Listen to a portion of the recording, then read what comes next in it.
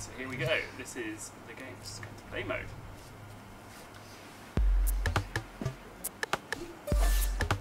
Got this little character, and our theme for the train jam was Odyssey. Like going on some kind of journey. We wanted to go on a journey from 2D to something else that wasn't 2D. Spoilers. No spoilers. And like us, it takes a journey through the desert. Yeah, Just like us. Yeah. Yeah, we were certainly inspired by what was going by the train. Did we see any cutscenes? We saw a lot more snow than you would think by watching this. Actually, we didn't see many cactuses, did we? We just saw sand. Sand, mostly sand. Yeah. Sand There's and also sand. the giant pencil that went past the train as well. Oh yeah. And the giant sock stripe. Sock puppet. So that sock puppet is actually a sock puppet of our friend Dan Castro, who couldn't make it onto the train with us, so we made a sock It's not puppet. like we left him in Chicago. Wait. So yeah, we made an IRL sock puppet and then an in-game sock puppet as well. Because why not? 3 versions of Dan Castro as well. Oh wait, Crazy. How did we do it? Well, we're about to find out. Oh my god. Oh, it's just a perfect segue. Thank you, John. that went very well. So that was our game, and I want to show you guys some behind the scenes. So the best way to do that is we just jump straight back to the beginning, and then I'm just going to pause it sometimes, like this, and we're going to go into edit mode. You see we've got some gadgets here, we've got a timeline which is controlling the animation of this pencil. We've got this light here that's lighting stuff up. I'm just going to hide those just for a second. So, or unhide those ones. Okay, those ones. And you'll see that if I pull the camera back out, that it's all a lie! Oh my! It's a massive lie. It's a massive lie. So you can see that's how we did the effect of the frame. So I'm going to jump back into play mode and carry on a bit more. There's our little character. Jump across into the next scene. Here we go. If I pause it again now, and I can pull the camera out, and you can see where we've come from. We came from that frame over there, and we moved across into this frame just with a camera cut. Cool. And this is how we achieve the illusion of 2D. And when I say illusion, I mean it kind of is 2D. It's kind of 2D because if we pan through here, you can see stuff is 2D, but when you look at it at different angles, it all becomes like a little bit wonky. But when you see it at just the right angle, it's super cool in 3D. And you can see this is how we did this transition here. I'm about to transition, and actually, for the eagle-eyed among you, if you watch in the bottom right-hand corner, you see this little bit in the transition. We only had 52 hours to do this. You got this. And there it is, see? You ruined it. Ruined. Literally unplayable. Now this one, you can see the frame moves, right? The way we did this one. The frame is moving with the character, but it's hard to picture that without actually seeing it from this point of view. So what I'm going to do is I'm just going to turn the gadgets back on. So you can see the gadgets around. And the gadgets are what we use to create the logic. And I'm going to get the camera here. When I look in the camera, this is the camera that we're looking through at the moment, right? But I can just grab the camera, move it, and I'm just going to move it over here somewhere so we can look through it. We can see it from this point of view, right? And back to play mode. And now you can see the camera was really just following the player, and then that frame is stuck to the player. In fact, I even think if I come out even further, I might even be able to get the camera itself, bring it out into the world. Let's reframe that camera and jump back into play mode. And now you can see it in that kind of view. So that's how that was happening. And so that's some of the gadgets we use in there. We've got a follower that's following the player, and I've put some sort of dampening and stuff so it doesn't follow it instantaneously as a bit of lag to give that sort of smooth motion. And you can decide what the follower decides to follow. To follow, absolutely. So yeah, you can follow the character all the way. Let's move on down to it. This is just physics. Everything down here. And then in that bit there, you saw these little bits here break away. And they just moved because of this timeline. So in the timeline you can animate things, and then I just put all the animation of these breaking onto this timeline, and then this wire just plays this timeline. And you may be thinking, oh, what's making that wire, you know, turn on in the first place? Well, I certainly was. Right. So if we go into this here, we can actually see a trigger zone, and the trigger zone is just looking for the player. So when the player gets into this zone, it will activate this timer, which will activate some of these other things you see. So trigger zones are really, really important in Dreams because they're the things you use most of the time to activate stuff, right? And there's a bigger trigger zone that is when I fell through this hole and I went into this next bit, and it says turn the camera on.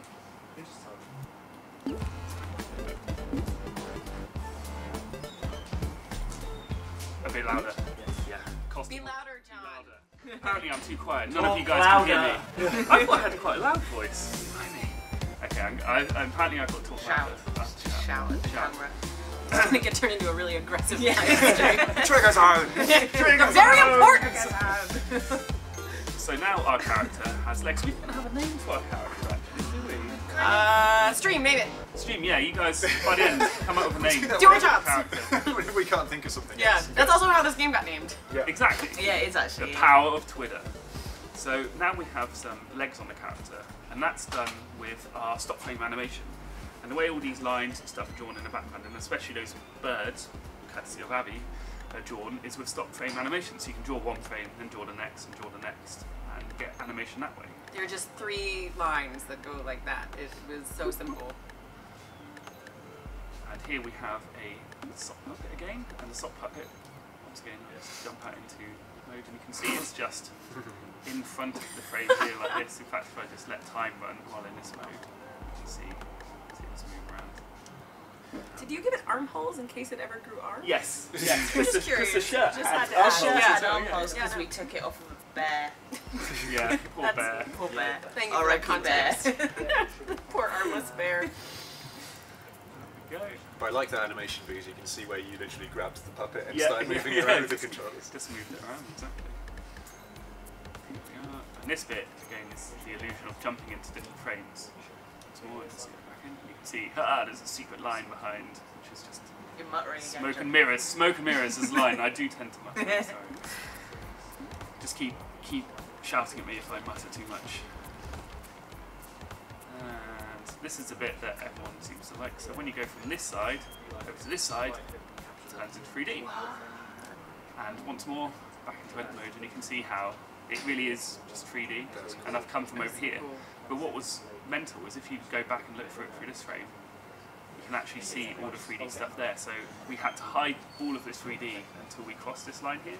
How'd you do that? We have this whole thing here is put as one group. So I grouped it all together, which means I can delete it or move it around as one big group. And it just happens to have a tweak on it called invisibility, whether it's visible or not.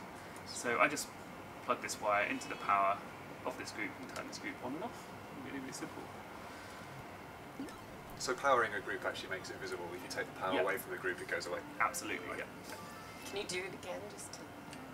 I think if we go left or right now, you can see Oh, how right, yeah, this it's it's got yeah. Because the, once it's been powered once it's on, been right? powered on. Yeah, I didn't because you know these are all like bugs. If we were making a full-time game, we would actually like refresh these, but we knew this was going to be like a one-off, and we could play through and I could play it. And once properly. again, we had 52 hours. on a train. Because you know I On can a run train. this way. This is all you know. I shouldn't be going over here because No. we knew. Of course we you would should. be going over That's here. fine. Explore that desert. Yeah. So yeah, that's like I some mean, we of the, make the rules as the game Yeah, creators. exactly. So that's just some of like the behind the scenes stuff. But what I want to show you guys first, before we delve into some of the more complex stuff that we did in Comic Sans, I want to sort of start from more of the basic and just show you some of like our basic logic that we have and how we use that to make gameplay and levels and stuff like that. So I'm going to leave Comic Sans for now. Bye Comic Sans. Bye Comic Sans. We hardly knew you. And all I'm going to do is create something brand new. And I'm going to go over to our game stuff here, and there's some handy things that I can remix. I'm going to remix this level called Let's Create. And remix. And that loads us straight into this level. A remixed version of that A level. remixed version of the level. It's on it. That looks like someone's already been working in here. Who's been working in here? It's fine, okay. I'm going to leave this one because there's too much stuff. I don't like all this stuff. So I need something that's a bit more plain. So over here. How about this one, snow? It does seem thematically Desert. appropriate with Dream Desert. Jam. Oh no, desert because sand. Okay, yeah, the all sand. right. That makes sense. That makes sense. Okay. Cool. Here's a nice desert scene that we have. Some cool lighting and things. All the invisible things in the level. And this is where the level looks a bit mental. But here you can see the ground that we're walking on. It's this big invisible platform. And this tumbleweed is actually the tumbleweed drawing stuck to 2 blocks. And this one is rotating around this one. So if I press play, you get to see it move. And I just animated the back one moving. I grabbed it and kind of bounced in a cool kind of tumbleweed way. You can't see it in play mode, I'm afraid. You can get the idea that you can stick things to other things and then animate Like the them original separately. thing. Like the original thing, exactly. It's like you had to make a physical prop to make the thing like that. Yeah, exactly. And this is just one way I could do it. This is just how we did it on Is Train. chromatic aberration on? Yes, it is. Absolutely. That's a good segue there, Abby. I like that. So we have gadgets that we can change the sort of sky and the filter. I think I put them down here. God, that's good memory. So this one here, the sun and sky, does what you sort of, the menus right now.